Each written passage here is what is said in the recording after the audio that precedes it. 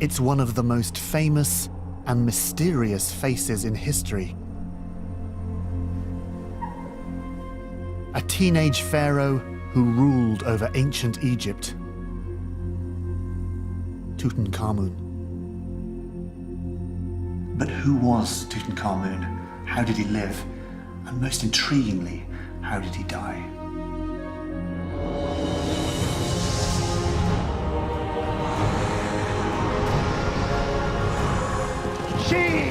For decades, there have been many competing theories about how Tut died.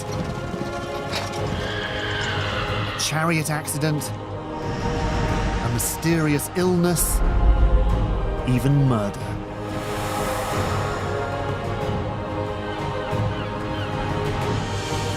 Now, we're getting closer to solving this mystery.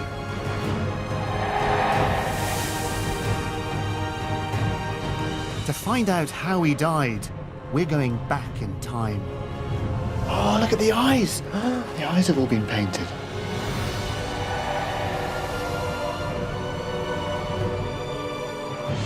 Using 21st century science, we'll be carrying out a virtual post-mortem on the pharaoh's body. It's just mind-blowing, the views that you get. And looking at conclusive DNA evidence to expose a shocking family secret.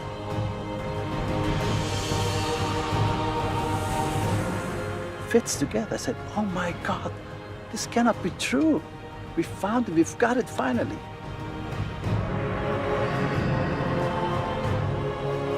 For the first time, we'll reconstruct the entire body of the boy king and reveal a revolutionary new theory of what really killed Tutankhamun.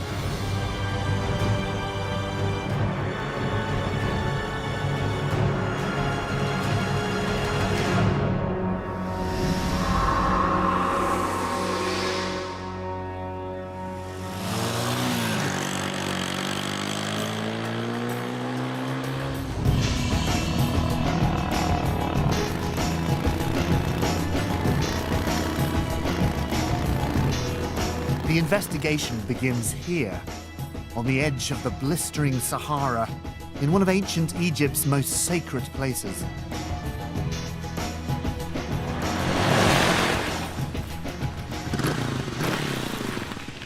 Here we are, this is it. I've got to say, it's actually quite ordinary and anonymous looking. If you didn't actually know where you are, you'd probably just drive straight past it. It's not like pulling up next to the pyramids. Could be any valley in Egypt really, but this particular valley just happens to be one of the most important sites in all of Egyptian history.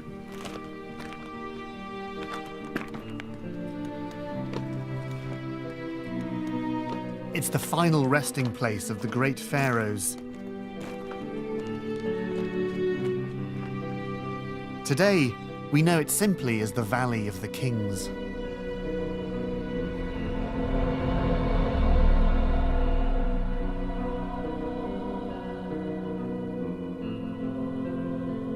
Up here you get a wonderful sense of the valley, so you look down it and you can see how all the different tombs are laid out, but you also get a terrific sense of the physical geography of the valley. So behind me you've got these wonderful cliffs that form a natural barrier.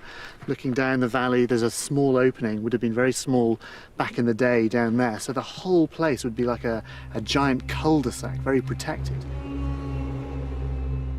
The Egyptians started to bury their rulers here around 1500 BC. Before that, they'd been buried in pyramids. And they chose this protected valley because they assumed it would be safe from the tomb raiders who'd broken into the pyramids. And just over there, above the cliffs, there's a natural pyramid which would have been worshipped by the ancient Egyptians. That pyramid was a goddess called Meresega, which means she who loves silence. She would have liked it here.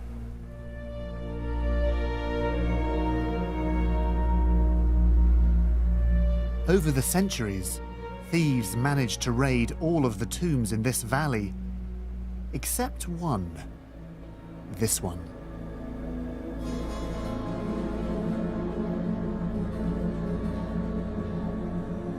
In 1922, the tomb of Tutankhamun was discovered here by archaeologist Howard Carter.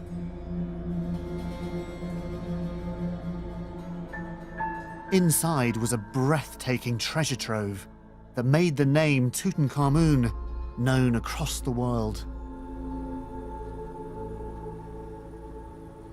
Given that he's so globally famous now, we actually know remarkably little about Tut's life. And that's partly because his reign was cut short when he was around about the age of 19. But it's his cause of death that's become one of Egypt's most enduring mysteries.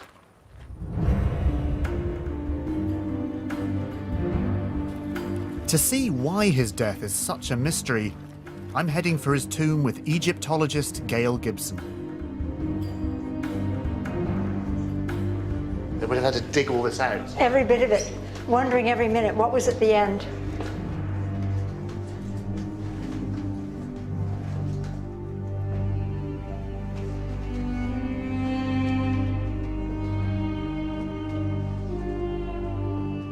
From the moment Howard Carter entered this place, there were signs that there was something strange about Tut's death. Why give him this?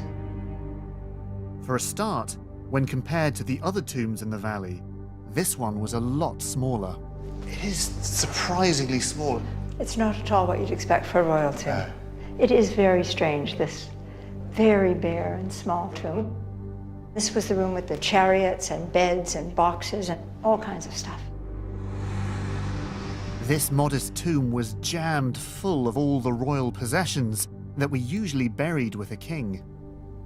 It can't have been meant to be all jumbled up like that. People are just trying to cram as much stuff as possible into this small space.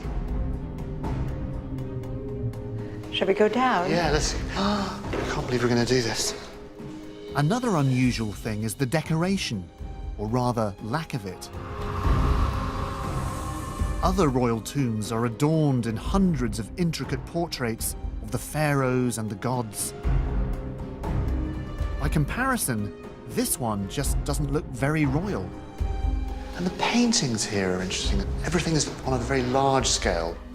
Very mysterious. These are odd paintings for a king. And lastly, on top of the paintings, something that's only recently been identified. 3,000-year-old mold. It looks like these paintings were done on wet plaster, very fast, painted on, and then bang, bring in everything, close up the tomb very quickly. But this is still wet, and so the mold has a chance to grow, even though there's nobody here for the next 3,000 years. So it kind of does suggest a hurried burial, perhaps.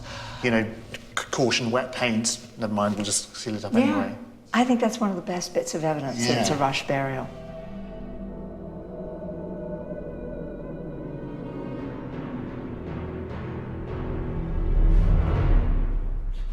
And in another corner, still resting in his tomb, is the mummified body of Tutankhamun himself. Poor Tut's mummy's in pretty bad shape. It was sawn in half, and the head's come off, and bits are missing, and it's not great, really. But the reality is this: it's actually just a young man cut down in his prime. We know that Tut was around 19 when he died, a surprisingly young age. That, together with the unusual burial, suggests it was not a natural death.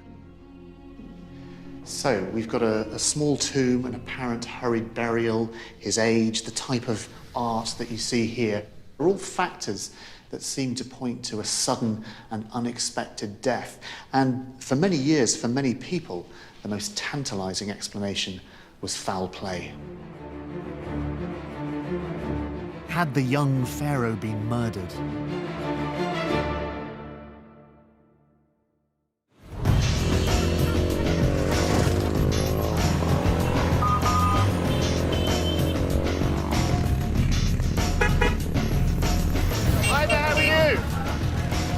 If he was murdered, then there must have been a motive. To try and find one, I'm leaving the bustling city behind. Come on, let me see you do a dive. Hi. Okay. I'm heading 200 miles down the sacred River Nile to a remarkable place, Amarna.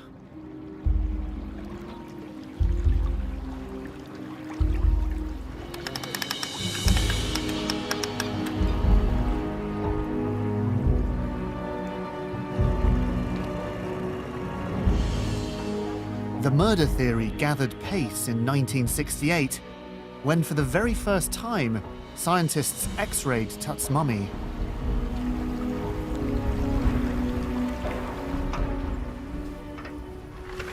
I've got an actual X-ray of Tut's head, which got people excited. And here you can see these intercranial bone fragments just there, that white spot, little bits of broken bone inside the head.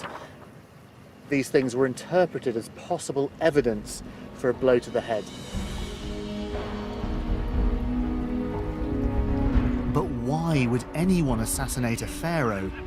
They were the ultimate political and religious leaders of the country, but much more than that. Pharaohs were seen as living gods, so the idea of murdering one is even more extreme than killing a mere mortal. And actually, throughout Egyptian history, we see very, very few examples of pharaohs being bumped off.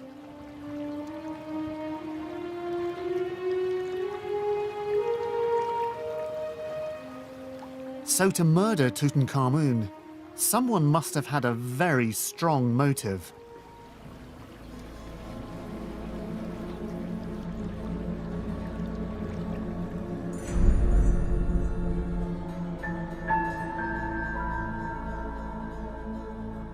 I've arrived at Amarna. This city was built by Tut's predecessor, the rebel pharaoh Akhenaten. The clues to the murder plot lie hidden in these remains. And it all hinges on Akhenaten's obsession with one god, the sun disk, the Aten. Akhenaten worshipped the Aten as the supreme god, the giver and creator of life, and he did it right here.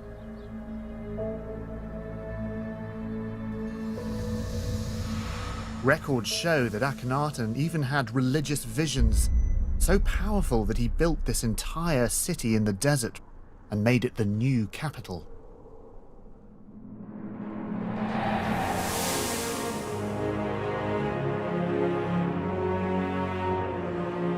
It ran for about 6 miles along the Nile.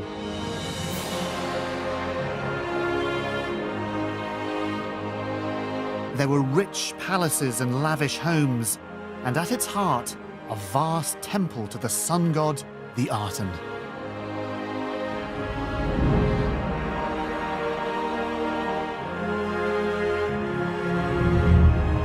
But what the pharaoh had done here was more than build a new city.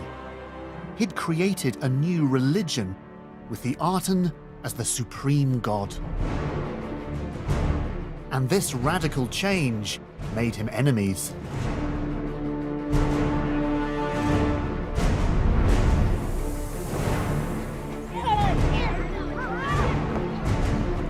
When Akhenaten died, the young Tutankhamun inherited a country in chaos and many powerful enemies.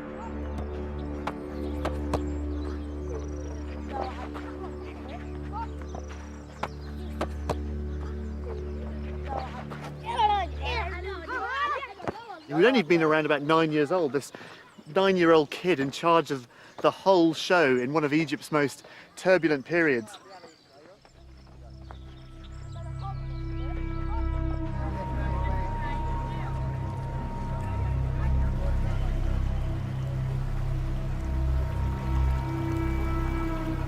The murder theory suggests that when Tut reached maturity, his advisors, fearing for a loss of their own power, or perhaps wary of a return to the previous regime, had him killed.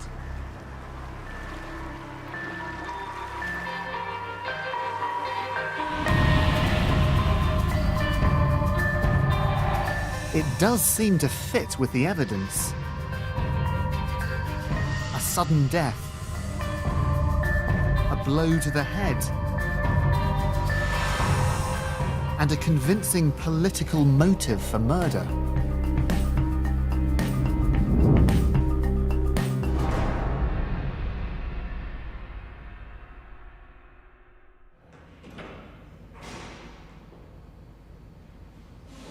But now new scientific evidence is challenging this. I'm about to attend an autopsy, a virtual autopsy, on Tut's 3,000-year-old body. Shall we bring up our subjects? Do you think? Okay, Shall we have a little our moment of great truth? king. Yes, sure. Here he is. Here we.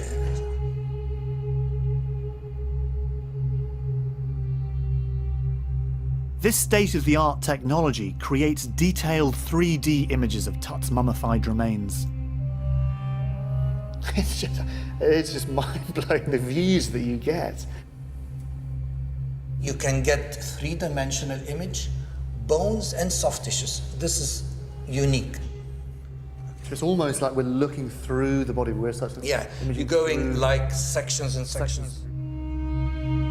Radiologist Professor Ashraf Salim is about to conduct a virtual post-mortem of King Tutankhamun.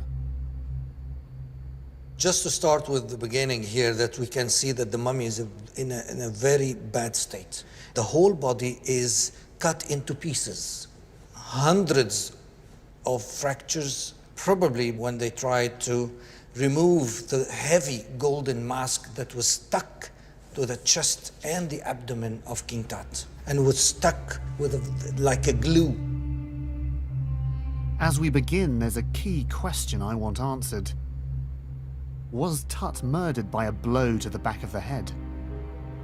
So much of the discussion has been about the skull, is that somehow Tut was killed or murdered by a blow to the back of the head. Yeah, because of these bone fragments.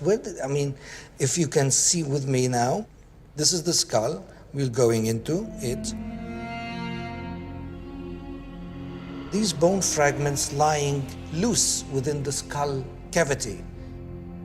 It's a crucial finding. If the fragments had come from a fatal blow to Tut's head, they would have been stuck in the embalming resin poured into his skull when he was mummified. The fact that they're not stuck in the resin means one thing.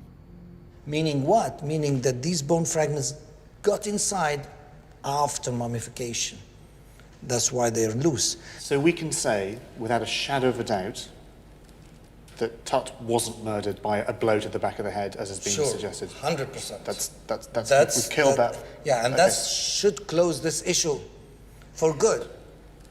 That solved the mystery. Completely with no doubts. Okay. He was not murdered by a blow to the head. Okay.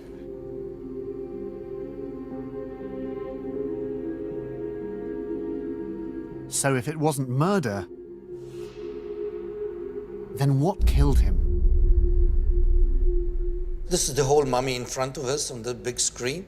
Our virtual autopsy has further clues. All the bones are fractured. Most, if not all, 99% of the fractures were induced post-mortem. The virtual autopsy shows the clear evidence that these bones were broken after Tut died. A huge amount of damage was done when the mummy was moved by Howard Carter. Are there any breaks that we can categorically say this happened before he died? It's only one site that we could say that. It's the knee. This is the fracture. So this is the fracture here, this black This area. black area.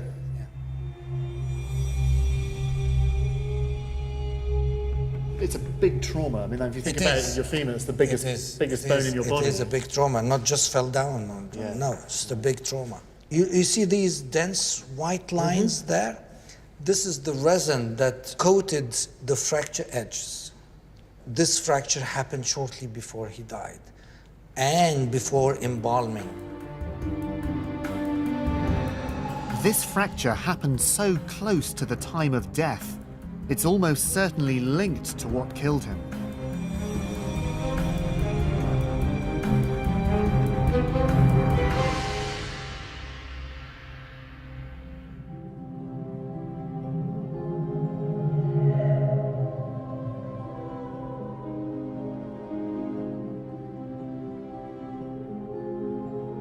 And fortunately for us, we have a unique window into the life of this pharaoh. The thousands of belongings, big and small, he was buried with. These are exact replicas of the objects found in Tut's tomb. They've been painstakingly recreated from the originals, and they've all been laid out exactly as they would have been when Carter found them.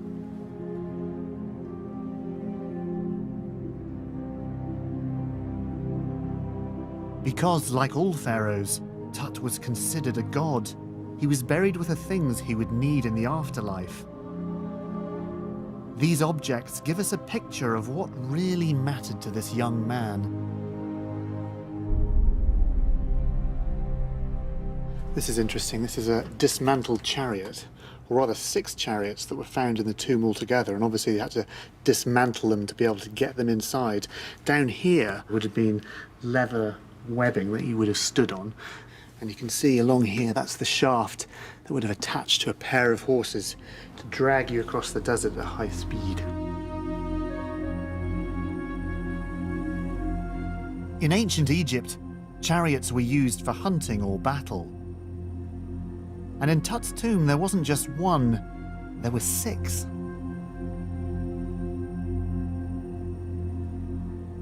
So we know that there is only one injury that could be connected with Tut's demise, and it's this one. It's the fracture just above the left knee. But could a fall from a chariot whilst out hunting or in battle have caused that accident that led to his death?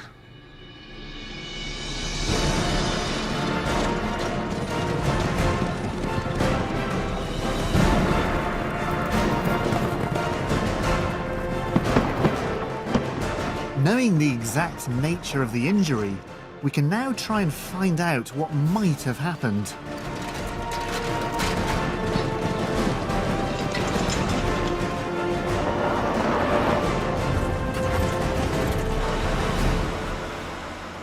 Helping me is Professor Albert Zink, a world authority on ancient mummies, and Dr. Richard Frampton, a crash injuries expert. It looks quite royal. I'm coming at this from the point of view of car crashes in the modern world. I mean, after all, this is the Egyptian sports car of the day. Yeah. Looking at this now, there's a great big chance here of being thrown from the chariot. It's very difficult. It looked very unstable. I think you need some good balance. Yeah. And Certainly, it doesn't have a crash-worthiness structure at all. No. Like- How much force would you need to fracture just above the knee? The force to fracture a human femur is somewhere around about 10 kilonewtons, about the weight of a small European car. It's the strongest bone in the body. So what do you say? So to make the horse go fast? She Allah. Shi Allah. So I just... So can the chariot generate the same impact force as a modern car? This? Here? Like this? I think the first thing we need to really establish is how fast these things can go. Wallah, she. She. Whoa! Come on! She!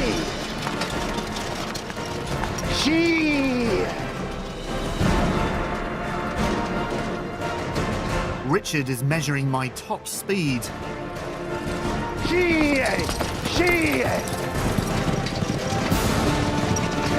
And after a little bit of practice and some gentle horse whispering,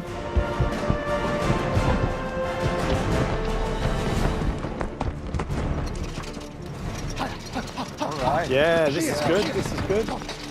10, 21, 21, 21.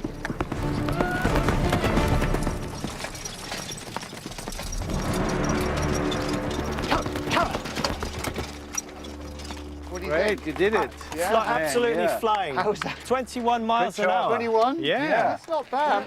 If I'd come off, and I didn't, thankfully, That kind of speed, coming off onto a hard surface, any type of bone fracture is possible, really.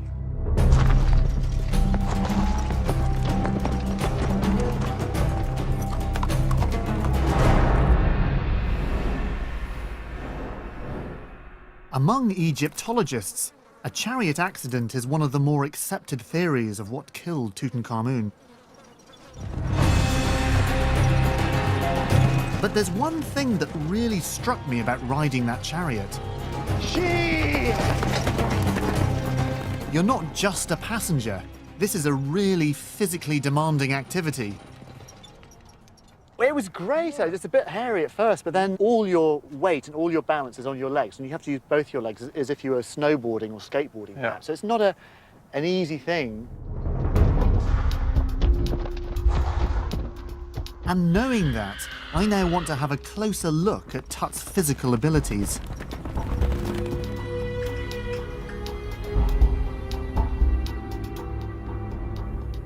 And that means a closer look at the virtual autopsy. You see here, now look at this. When you really examine his feet, you can see that the left foot is bent and twisted. Now these bones, they're crowded, especially at the bases. So it's basically like these bits, if you like, are being sort of squished Yes, together. exactly. The toes appear more or less divergent. They're sort of sticking out Yeah. at a bit of an angle. Exactly. I mean, what would we call this in sort of layman's terms? Layman terms, we call it the clubfoot. The clubfoot, we can see it here. Let me have a look.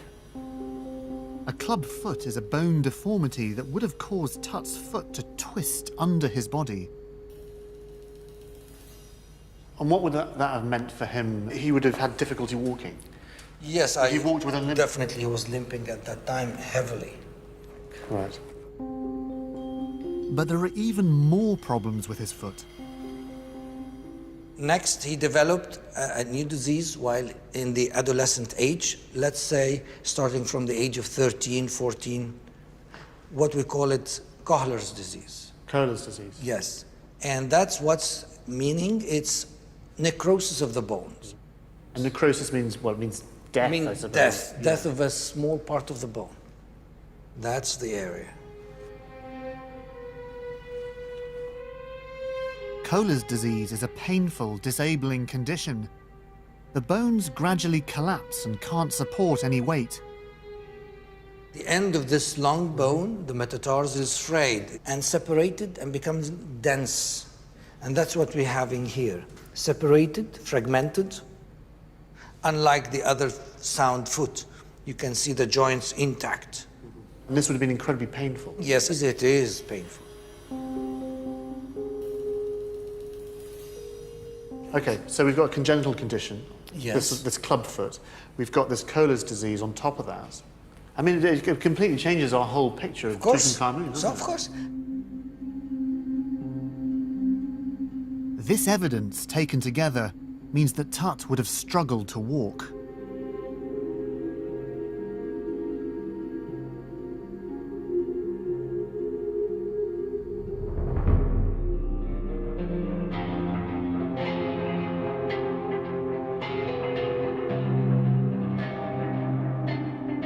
Pharaohs, of course, like to portray themselves as great warriors and heroic leaders.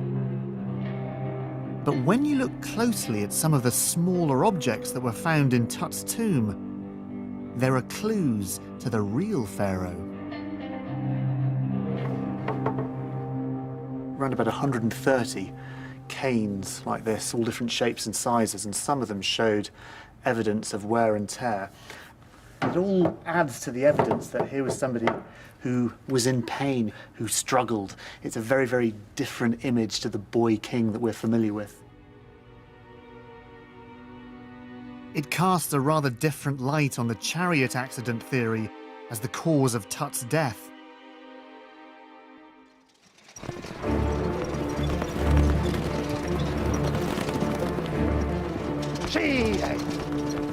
I've experienced how physically demanding it is to balance and steer a chariot.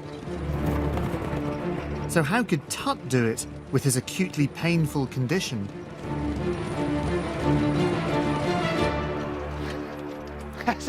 I can't do it with two legs, let alone one leg. Yeah, I think it's almost impossible. Okay, so this condition on the foot, you reckon he would have been in a lot of pain and wouldn't actually have been able to put any pressure on it? Yeah, so the CT scans showed that he had a so-called curler syndrome. It's an acute inflammation of the foot bones. So for me, it's very difficult to imagine that somebody with such a disease, with the acute form of the disease, steps on a chariot and even riding the chariot. So in my opinion, it's almost impossible that King Tut did ride the chariot and had an accident.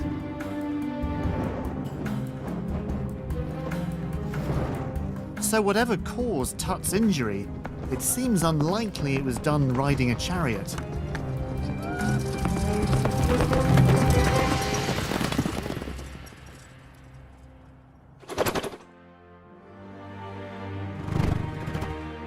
The evidence shown in the virtual autopsy has cast serious doubt on some of the more popular theories of Tut's death.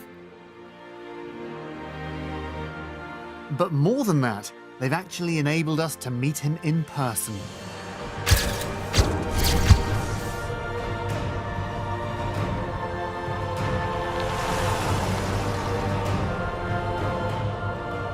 Using forensic reconstruction techniques, we've recreated Tut's face and his entire body. This is the first ever accurate full-size image of him.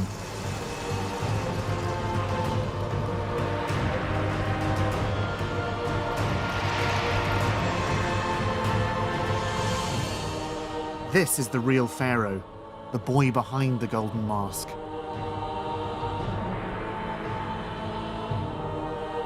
And the problem with his foot is the most important clue as to what might have killed him.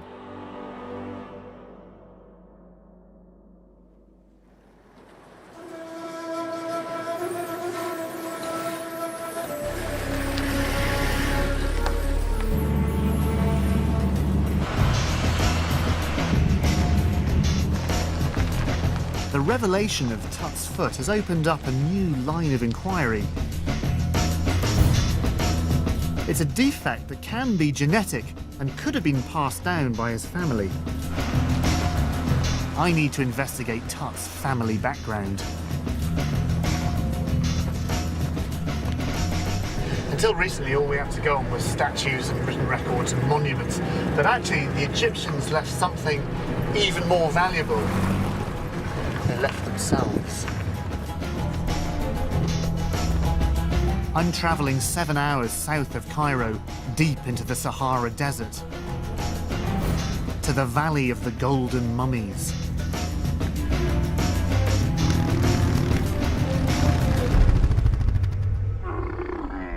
This is one of the places in Egypt where mummies still lie where they were buried.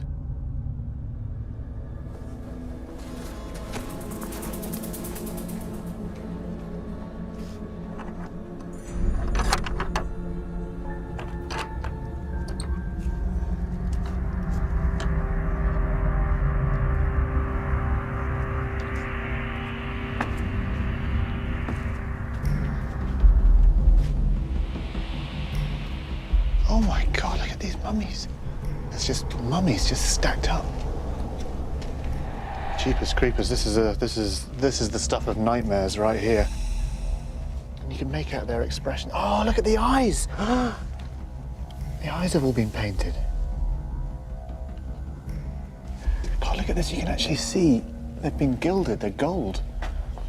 You can just see on the nose there, look. They've all been painted. The Egyptian technique of mummification aimed to preserve the entire body, hair, skin, teeth, and bones for eternity.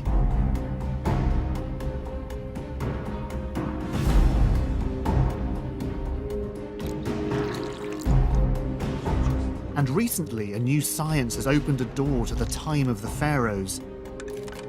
You can make 40 minutes enough. It's now possible to extract and accurately analyse traces of ancient mummy DNA.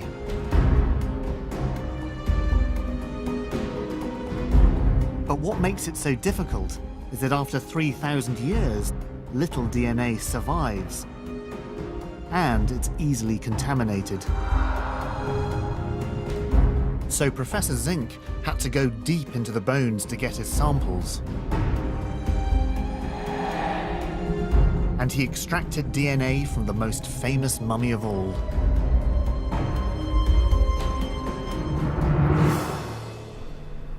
صوت.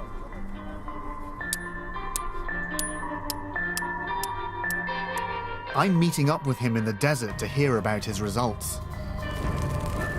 The DNA has given us for the first time the chance to find out for certain who Tut's mum and dad were.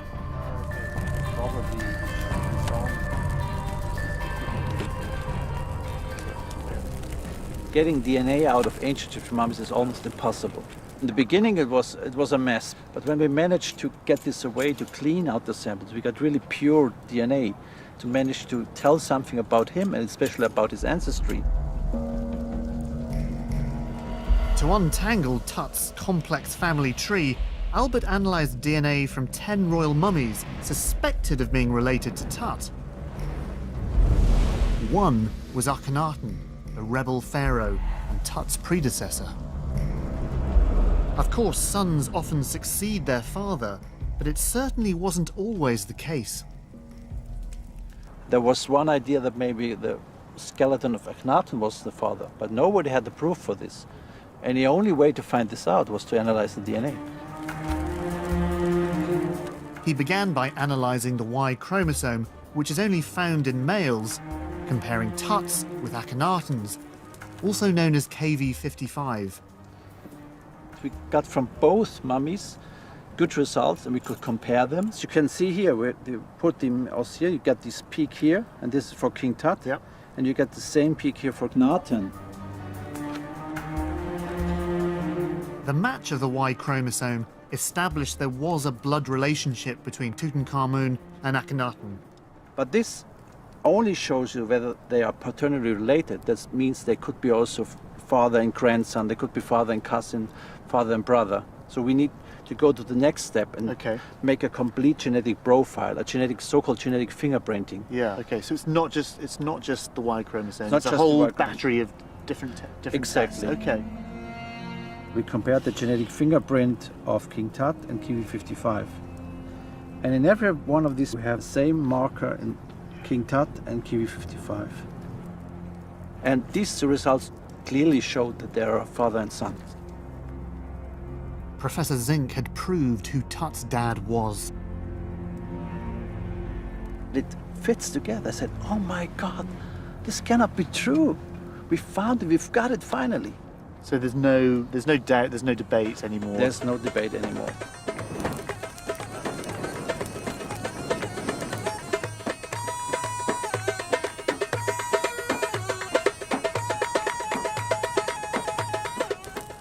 The 3,000-year-old paternity test has identified Tut's dad,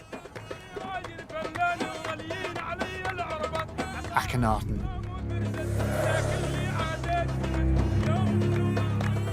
But that's only one half of the puzzle. The real mystery is who his mum was.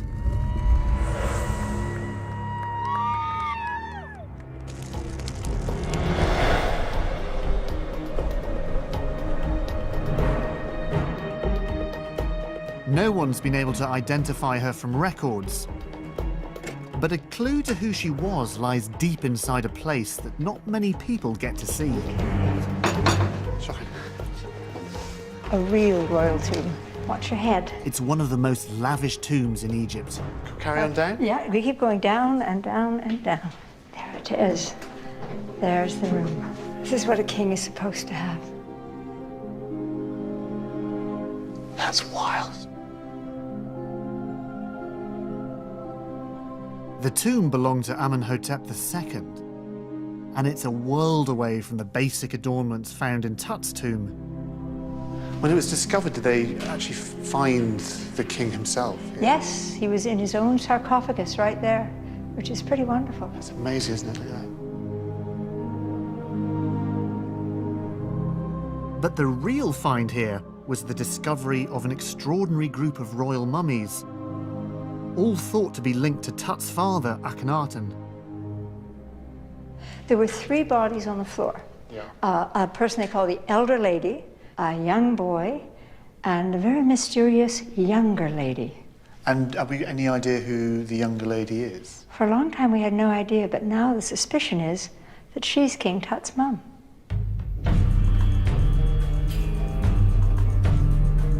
This younger lady is a truly mysterious person. There are no hieroglyphs to explain who she was, but we do have her DNA. Okay, leave you with this. Okay. This time, as well as genetic fingerprinting, Albert is testing mitochondrial DNA. Just put the gel in the fridge. It's only inherited from the mother. Oh, It's a very good good. sequences. It's very good. It's very clean. Together, they can prove conclusively, and for the first time, who Tut's mum was.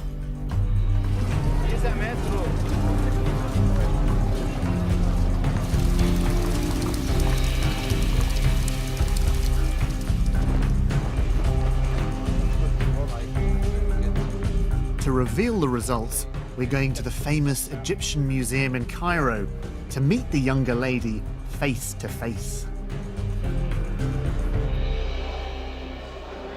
So here we are. Here we are.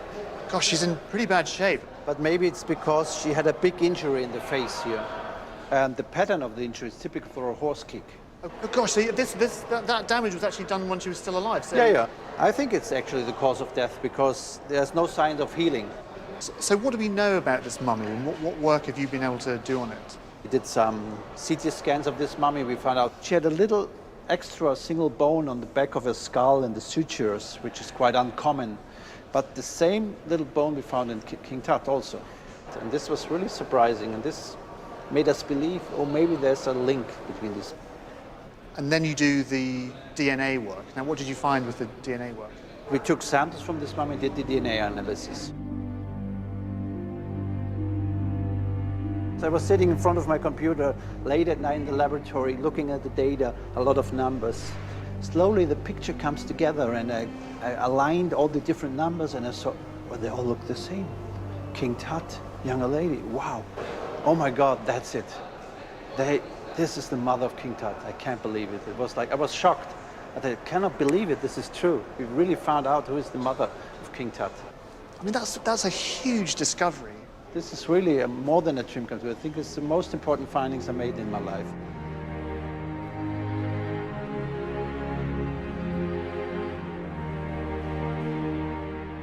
Albert's identified the younger lady definitively as Tut's genetic mother.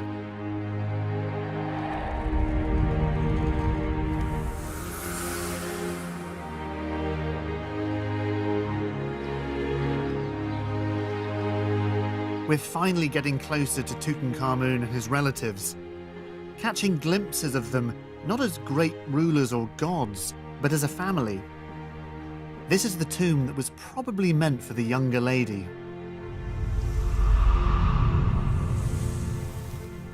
Have a look at this. This is an image that's really intrigued people since this tomb was discovered. You can see it's not very clear, but it's a woman in profile. You can just see there's her feet there up to her head, and she seems to be holding an umbrella or a parasol of some kind, and there's perhaps a nurse behind her looking after her. And she seems to be holding a figure, a baby. Could that be the very first baby picture of Tut?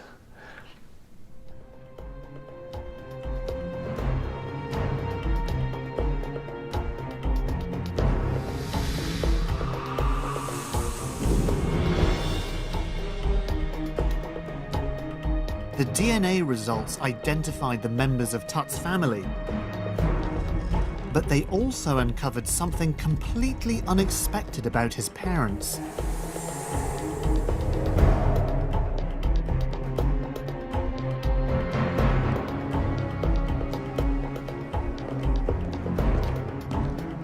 When he compared the DNA of Tut's father, Akhenaten, with the DNA of Tut's mother, Albert made a remarkable discovery. And you know, there's some more I can tell you about these two mummies. It's not only that this is the father and this is the mother of King Tut. It turned out that they're brother and sister, which was a big surprise for us. So Tut's mother and father, so their mother and father, they were also brother and sister. So Tut was a product of incest. That's right. I mean, it turned out, wow, they're brother and sister. A lot of incest happened They didn't like to get royal and non-royal blood mixed, so they tried to keep it within the royal family. The ancient Egyptians believed incest kept the bloodline pure. In reality, of course, it did the opposite. They would have had no idea about the health implications of incest. We know that this can have a negative impact on your health, and it caused a lot of troubles in the health of the offspring. The DNA tests proved that Tut's parents were brother and sister. Tutankhamun was a product of incest. So, meet the parents. This is Tutankhamun's dad, Akhenaten. And if we come this way, next to Dad, we've got Tutankhamun's granny, who looks the best out of all of them, actually. And here, we've got Tutankhamun's mum, who's also his aunt, which makes Dad also his uncles, because they were brother and sister as well.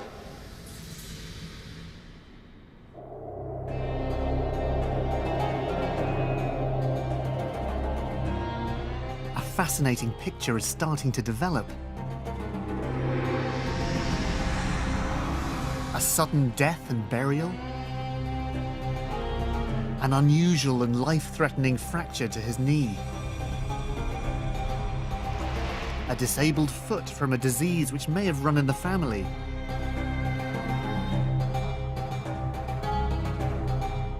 And incest, which dramatically increases the chance of inheriting certain diseases.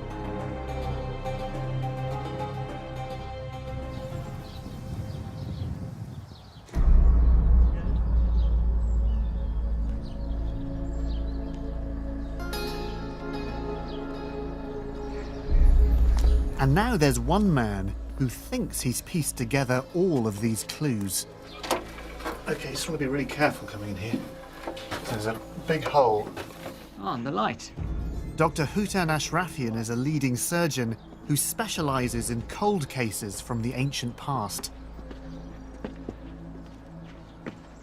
Oh, this is great. Here you go. Look at this. Is the best view of Karnak.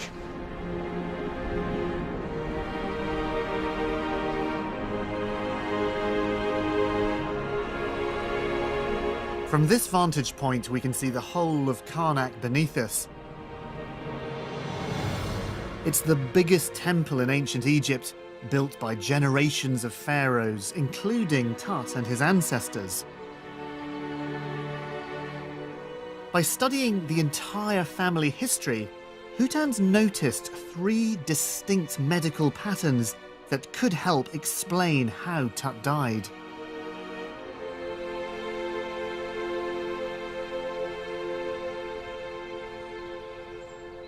The family are very interesting in that they all died relatively young.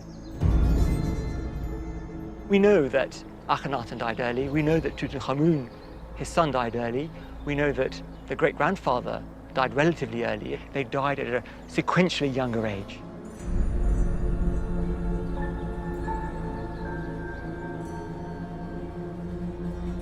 But couldn't that just be due to other causes? That, you know, by chance they all died at particular age for a whole host of reasons? Of course, certainly it could be, but there is a pattern there, and it would be unfair for us to discount that.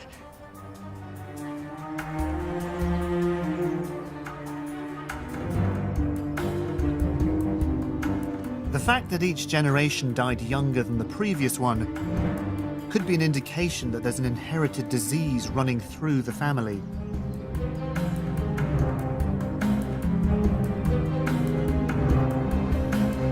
But what was it? There are clues in some of the artwork of the period.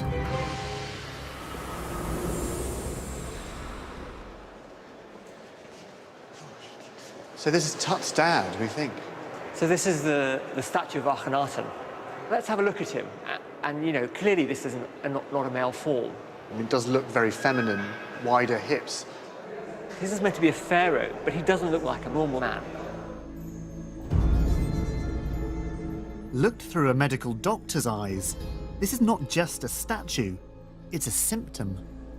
But aren't we just seeing an exaggerated, stylistic, symbolic art style? It could be, But actually, we know that Akhenaten himself, during his lifetime, asked for things to be depicted according to real life. Yeah.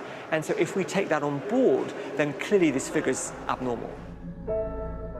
These feminized features like wider hips and enhanced breasts suggest some kind of hormone imbalance, and they appear throughout the generations, including Tut himself. It's a hormonal condition which can be passed down through the genes that will cause them to look like a woman.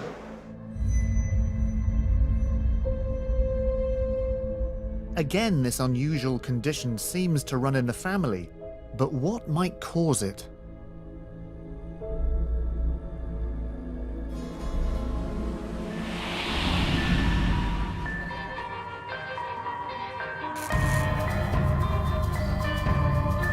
To narrow it down, Hutan's identified another pattern. And evidence of what it is can be found here, in one of the most famous sites in ancient Egypt.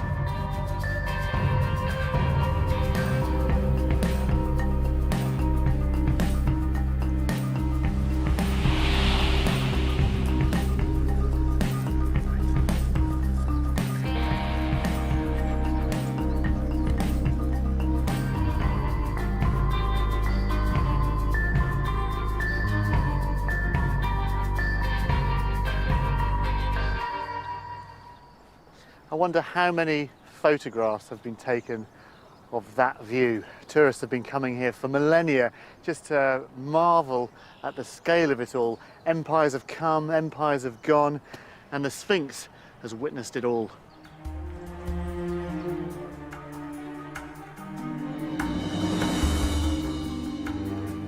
The final clue to this family condition lies in an unlikely place between the giant paws of the Sphinx. With me is Egyptologist Yasmin El-Shazli. Gosh, I've never been this close to it. Yes, it's Hi, beautiful. Sphinx. Isn't it? It's amazing. This stone tablet is known as the dream stealer of Tutmosis IV, who was Tut's great-grandfather. And it tells the story of a strange hallucination. It says Tutmosis IV was on a hunting trip, and then he decided to take a rest, and he fell asleep, and he had a vision. Back then, the Sphinx was covered in sand up to its neck. The Sphinx was telling him, please, if you remove the sand from my body, I will make you king. Right. Tutmosis IV removed the sand from the body of the Sphinx and cleaned the Sphinx and became king.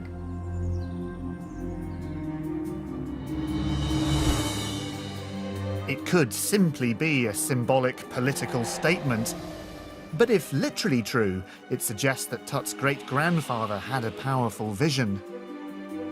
Akhenaten, Tutankhamun's father, is also recorded as having similar religious visions.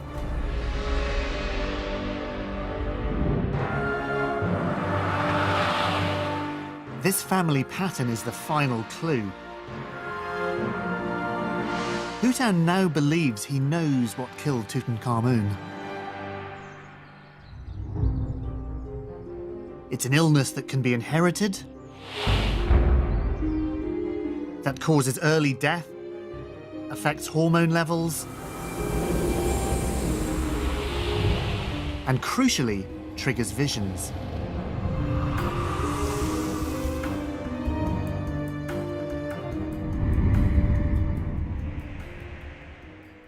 It can even explain the fracture in Tut's knee.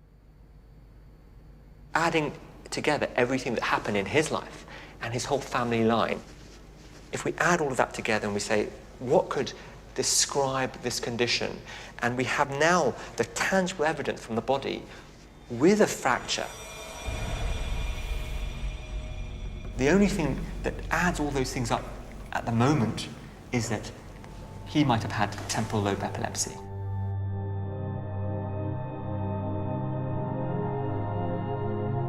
It is a controversial diagnosis, but it does seem to make sense of a lot of the symptoms. Epilepsy affects the brain, causing hallucinations. It can interfere with hormone production. And the seizures themselves can lead to unexpected fractures. We have to think about Tutankhamun as someone who's epileptic, but without treatment. And without treatment, you have a much higher risk of having unexpected falls, unexpected accidents, and unexpected fractures as a result. So let me be clear, it's not the epilepsy itself that would have killed him, it's the epilepsy that could have led to a fracture, which would then have... Absolutely. So the killed him. epilepsy would lead to the fracture, and the fracture would have all sorts of complications like bleeding and infection, and that's probably what killed Tutankhamun.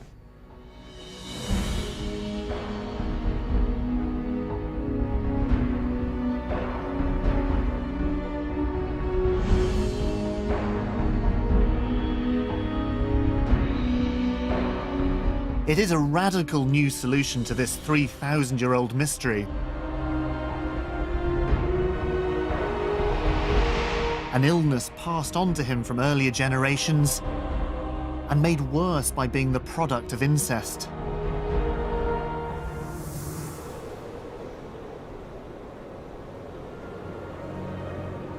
At the age of 19, the body of Tutankhamun was put into a tomb in the Valley of the Kings, where he remained undiscovered for 3,000 years, forgotten by history. But in death, he achieved the goal of every pharaoh.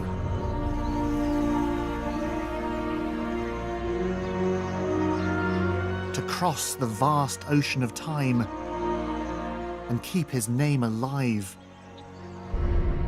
To achieve immortality.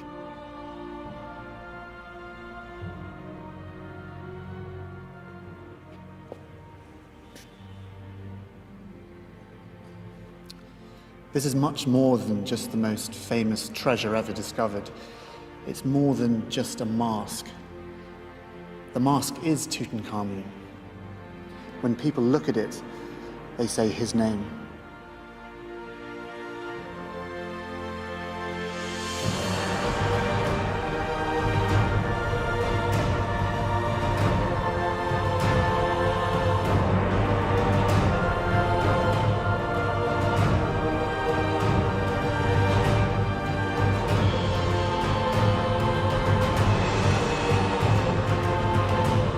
Brand new series The Art of Gothic continues over on BBC4 tomorrow night. Join Andrew Graham Dixon from 9. A taste of what's to come in just a sec.